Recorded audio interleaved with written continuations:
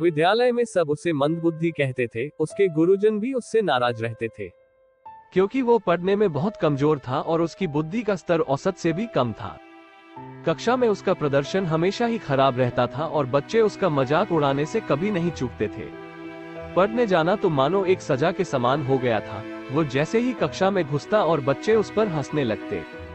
कोई उसे महामूर्ख तो कोई उसे बैलों का राजा कहता, यहाँ तक कि कुछ अध्यापक भी उसका मजाक उड़ाने से बाज नहीं आते। इन सबसे परेशान होकर उसने स्कूल जाना ही छोड़ दिया। अब वो दिन भर इधर उधर भटकता और अपना समय बर्बाद करता। एक दिन इसी तरह कहीं से जा रहा था। घूमते घूमते उसे प्यास लग गई। वो इधर उधर पानी खोजने लगा। अंत में उसे एक कुआं दिखाई दिया। वो वहां गया और कुएं से पानी खींचकर अपनी प्यास बुझाई। अब वो काफी थक चुका था, इसलिए पानी पीने के बाद वहीं बैठ गया।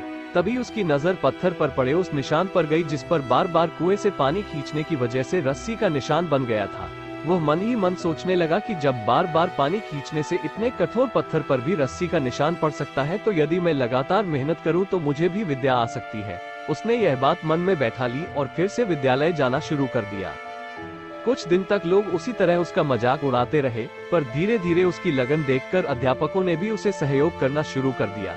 उसने मन लगाकर अथक परिश्रम किया।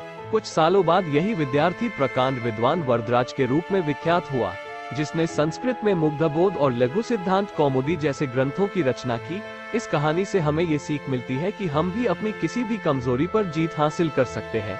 बस जरूरत है कठिन परिश्रम और धैर्य के साथ अपने लक्ष्य के प्रति स्वयं को समर्पित करने की। ऐसी ही मोटिवेटेड कहानी सुनने के लिए हमारे चैनल इंस्पायर्ड लाइफ को सब्सक्राइब करें। अपना कीमती समय देने के लिए धन्यवाद।